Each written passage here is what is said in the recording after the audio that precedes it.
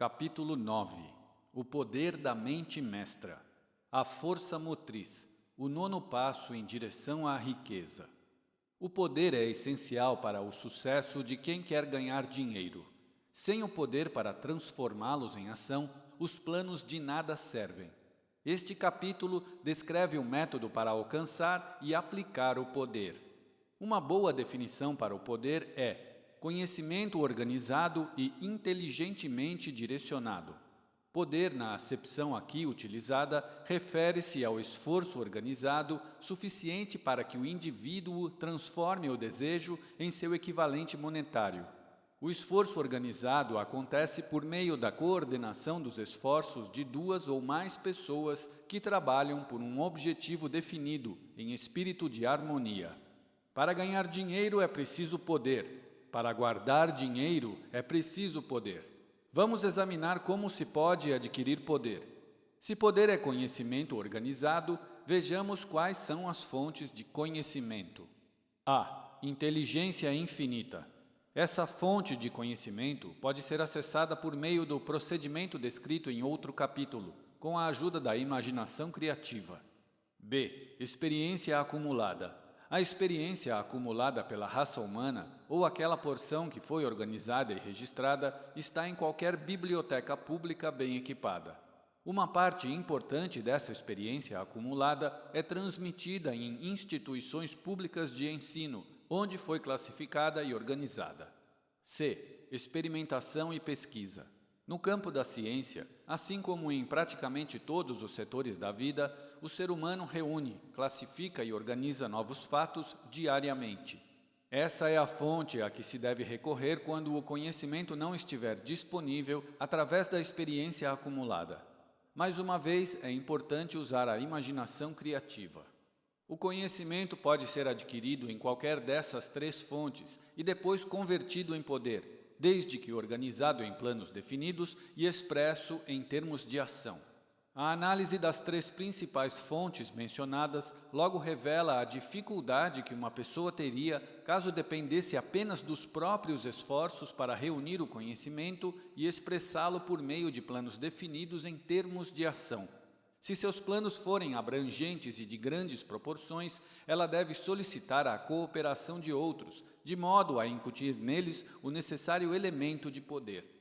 Conquistando poder por meio da mente mestra. A mente mestra pode ser definida como a coordenação de conhecimento e esforço em um espírito de harmonia entre duas ou mais pessoas para alcançar um propósito definido. Ninguém pode ser dotado de grande poder sem valer-se da mente mestra. Em um capítulo anterior, foram transmitidas instruções para a elaboração de planos com o propósito de transformar o desejo em seu equivalente monetário. Se você puser em prática tais instruções com persistência e inteligência, sendo criterioso na seleção do seu grupo de mente mestra, poderá considerar haver percorrido a metade do caminho que leva à realização do seu objetivo, antes mesmo de perceber. Para que você entenda melhor as potencialidades intangíveis de poder que tem à sua disposição por meio de um grupo de mente mestra bem escolhido, vamos explicar as duas características do princípio da mente mestra, uma de natureza econômica e outra de natureza psíquica. O aspecto econômico é óbvio. Vantagens econômicas podem ser criadas por qualquer indivíduo que se faça cercar dos conselhos e da cooperação de um grupo disposto a oferecer-lhe ajuda desinteressada em um espírito de perfeita harmonia. Essa forma de aliança cooperativa é a base de quase todas as grandes fortunas. A aceitação dessa verdade pode ser fator determinante da sua posição financeira. A característica psíquica do princípio da mente mestra é muito mais abstrata, muito mais difícil de compreender, porque se refere às forças espirituais com as quais a raça humana, como um todo, não está familiarizada. A afirmação a seguir pode representar uma sugestão interessante. É impossível que duas mentes se unam sem que se crie, consequentemente, uma terceira força invisível, intangível, comparável a uma terceira mente. Lembre-se que só há dois elementos conhecidos em todo o universo, energia e matéria. É um fato conhecido que a matéria pode ser fracionada em unidades de moléculas, átomos e elétrons. Existem unidades de matéria que podem ser isoladas, separadas e analisadas. O mesmo acontece com as unidades de energia. A mente humana é uma forma de energia, parte dela é espiritual por natureza. Quando as mentes de duas pessoas são coordenadas em um espírito de harmonia, as unidades espirituais de energia de cada uma delas desenvolvem afinidade, o que constitui a parte psíquica da mente mestra. Quem pela primeira vez chamou minha atenção para o princípio da mente mestra, ou melhor, para seu aspecto econômico, foi Andrew Carnegie, há mais de 25 anos. A descoberta desse princípio determinou a escolha da minha carreira. O grupo de mente mestra de Carnegie incluía aproximadamente 50 pessoas, de quem ele se cercou, todas elas comprometidas com o propósito definitivo de fabricar e comercializar aço. Andrew Carnegie atribuía sua fortuna ao poder que acumulara por meio dessa mente mestra. Analise a trajetória de qualquer um que tenha acumulado grande fortuna e de muitos que construíram fortunas mais modestas e verá que todos eles, consciente ou inconscientemente, empregaram o princípio da mente mestra. Não há outro princípio para o acúmulo de poder. A energia forma os blocos de construção universais da natureza. É o material que constitui todos os materiais do universo, inclusive os seres humanos e toda a forma de vida, animal ou vegetal. A natureza transforma a energia em matéria por meio de um processo peculiar. Os blocos de construção da natureza estão à disposição de qualquer um na energia envolvida no pensamento. O cérebro humano pode ser comparado a uma bateria elétrica. Absorve energia do ar. Essa energia, então, permeia todos os átomos da matéria e preenche o universo. É fato conhecido que várias baterias produzem mais energia do que uma só. Sabe-se também que o fornecimento de energia de uma bateria é proporcional ao número e à capacidade das células nela contidas. O cérebro funciona de modo similar. Daí, uns serem mais eficientes do que outros, o que leva a uma constatação importante. Um grupo de cérebros coordenados ou conectados, em espírito de harmonia, produz mais energia de pensamento do que um só. Essa metáfora demonstra claramente que o princípio da mente mestra contém o segredo do poder exercido por aquele que se cerca de outros cérebros. Segue-se, então, outra declaração que nos aproxima ainda mais da parte psíquica do princípio da mente mestra. Quando um grupo de cérebros individuais é coordenado e opera em harmonia, a energia aumentada que se cria através dessa aliança fica disponível para todas as cabeças do grupo.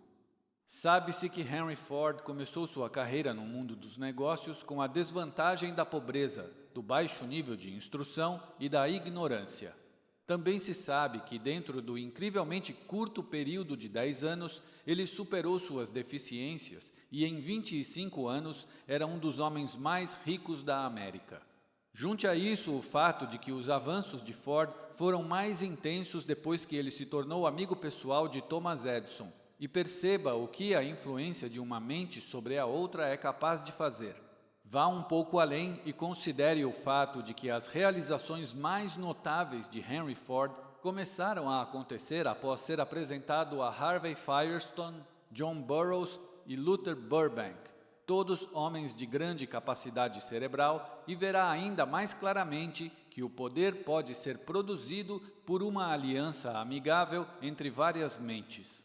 É praticamente unânime a opinião de que Henry Ford foi um dos homens mais bem informados do mundo empresarial e industrial. Sua riqueza é indiscutível.